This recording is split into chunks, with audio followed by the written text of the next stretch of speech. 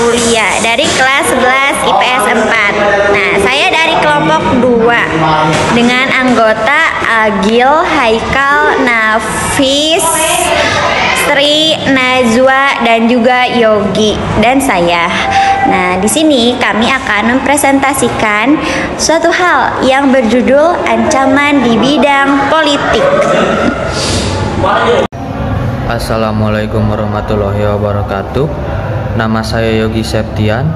Ancaman adalah setiap usaha dan kegiatan baik dari dalam negeri maupun luar negeri yang dinilai membahayakan kedaulatan negara, keutuhan wilayah negara, dan keselamatan segenap bangsa. Politik adalah proses pembentukan dan pembagian kekuasaan dalam masyarakat yang antara lain berwujud proses pembuatan keputusan, khususnya dalam negara.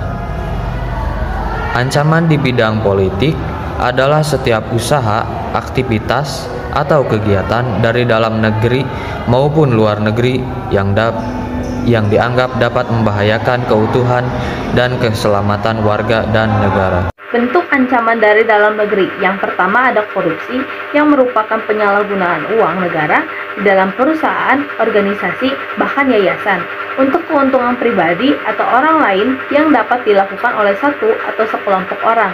Yang kedua ada konflik SARA yang dikaitkan dengan politik. Seperti yang kita tahu, jika di Indonesia sendiri memiliki berbagai macam suku, ras, dan juga agama.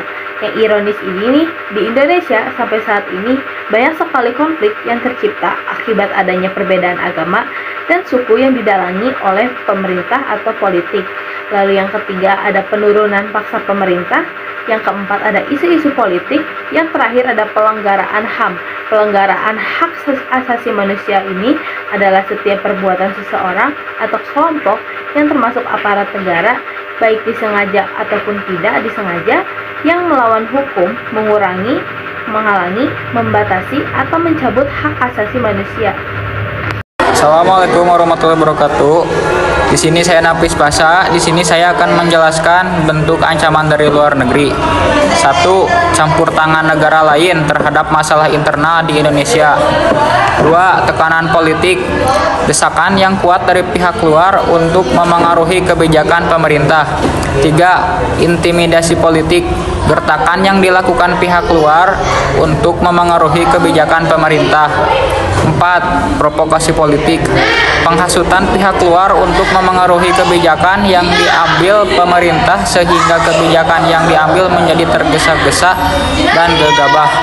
5. Blokade politik, penutupan yang dilakukan oleh suatu atau sekelompok negara terhadap Indonesia sehingga pemerintah Indonesia menjadi kesulitan.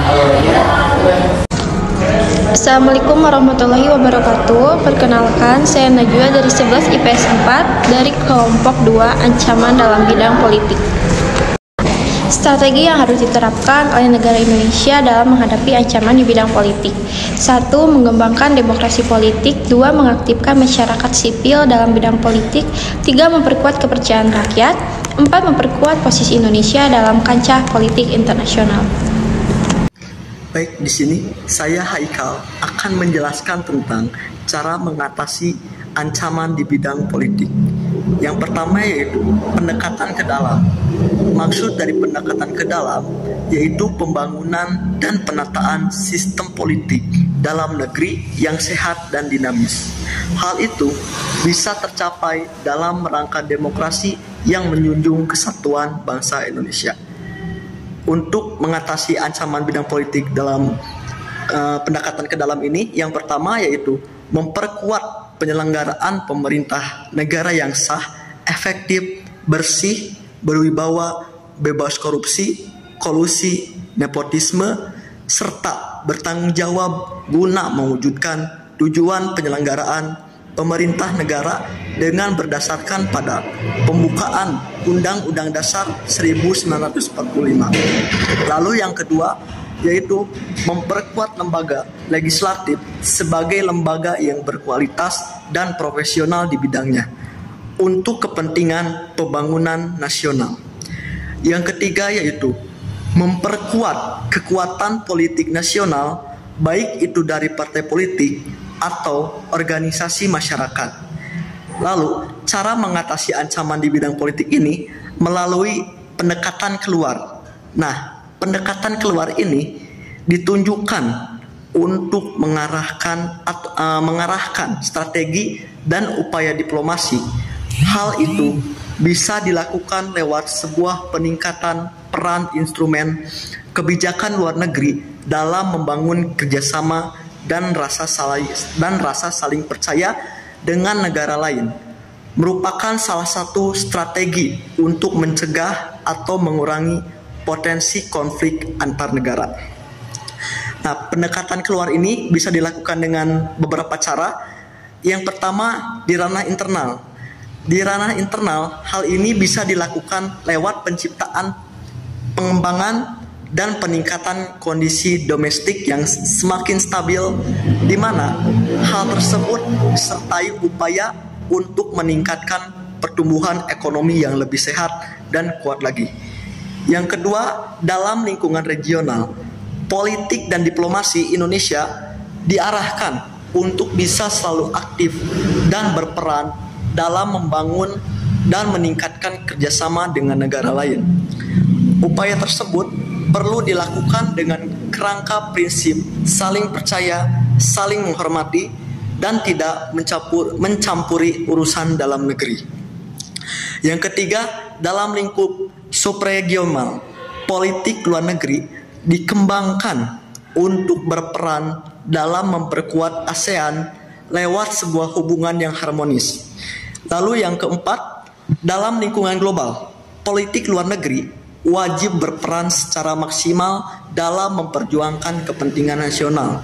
Hal tersebut ditandai dengan hadirnya Indonesia sebagai salah satu anggota Perserikatan Bangsa-Bangsa atau PBB, Gerakan Non-Blok atau juga disingkat GNB, Organisasi Konferensi Islam atau bisa disingkat OKI, dan Forum Regional ASEAN atau bisa disingkat ARF.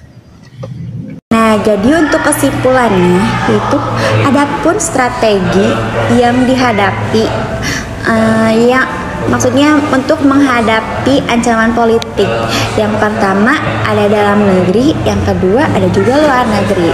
Ya, strategi menghadapi ancaman politik yaitu sebagai warga Indonesia kita juga bisa mencegah atau meminimalisir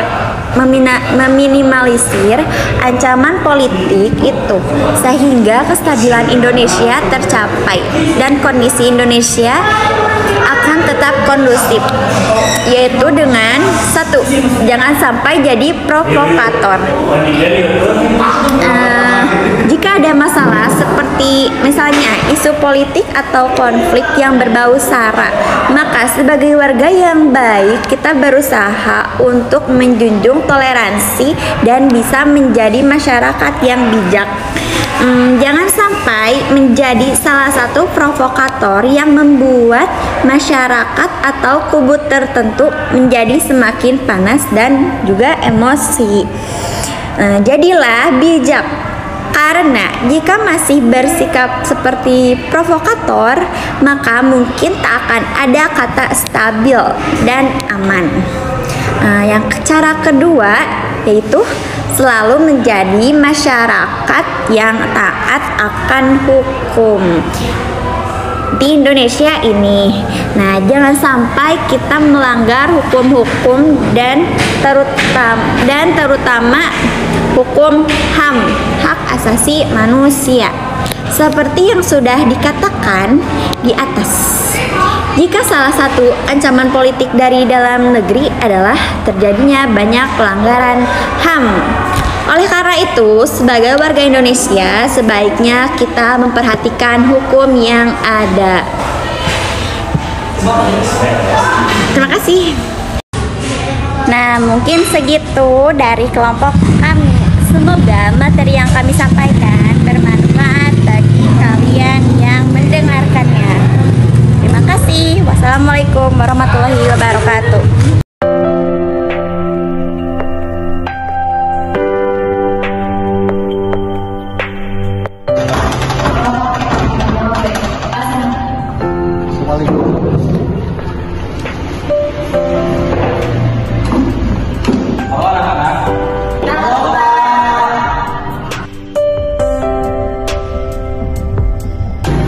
hari ini Bapak akan mengumumkan kalau di sekolah ini bakalan ada kebersihan kelas. Maaf Pak, kalau mulai penilaiannya itu kapan? Untuk penilaiannya mulai besok. Jadi Bapak minta kalian mempersiapkan apa saja yang dibutuhkan untuk kelas ini. Kalau pengumuman juaranya kapan, Pak? Bapak juga belum tahu, tapi Bapak minta kalian mempersiapkannya dari sekarang ya. Baik Pak. Kalau begitu kita belajar saja ya anak-anak. Betapa mirisnya kelas ini. Kelas yang begitu berantakan, hiasan pun kosong, dan juga kotor.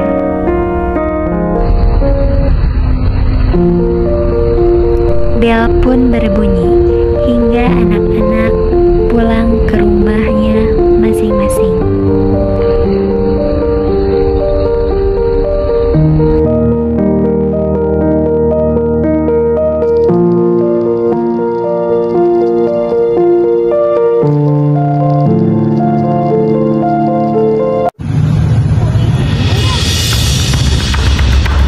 Najwa berhenti karena melihat Dina membeli makanan menggunakan dompet uang kas. Ia pun segera mengeluarkan handphonenya.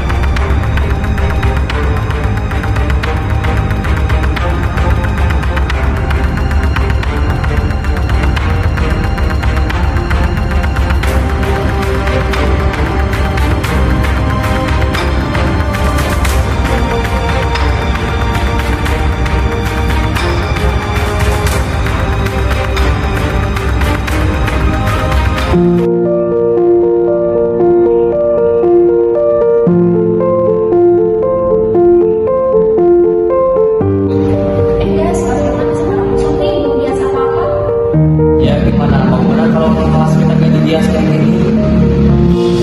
Gak usah dihias-hias lah. Ini aja udah rapi, ada sapu sama apa juga bisa. Lah, emangnya bisa biar kita tenang?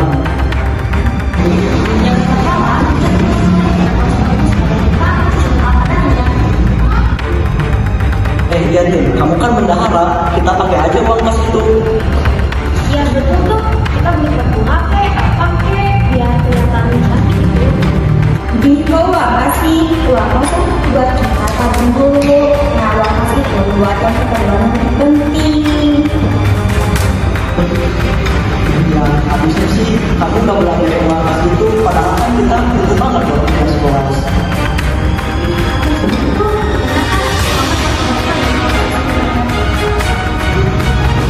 Iya perasaan kita juga sering bayar uang kas kok nggak dibeliin apa-apa.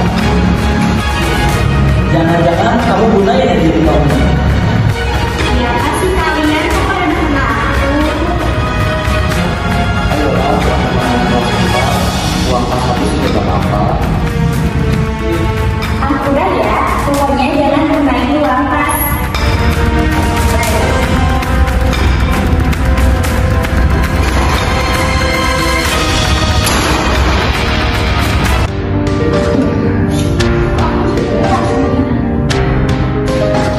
Iya, aku juga curiga, perasaan kok dia sifatnya jadi berubah ya.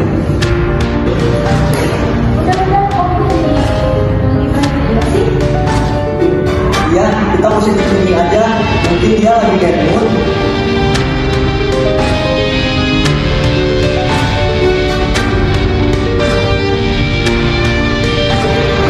Dan sekarang kita pulang aja dulu soalnya ada sore.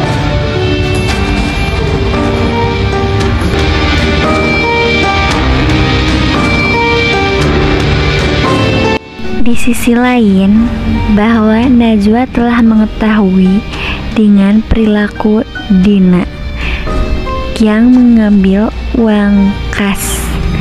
Hingga Najwa pun melaporkannya ke guru BK.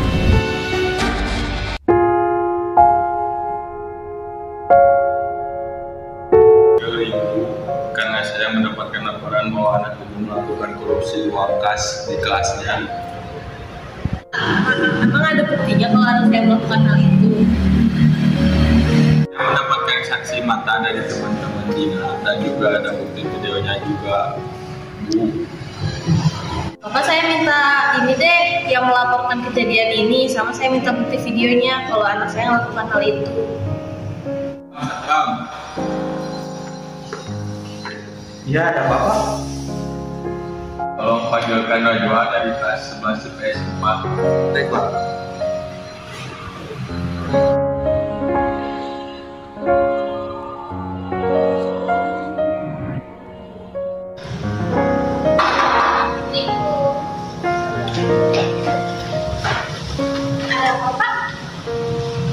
Bu, salah satu yang melaporkan kejadian ini dan dia juga punya buktinya. Coba tunjukkan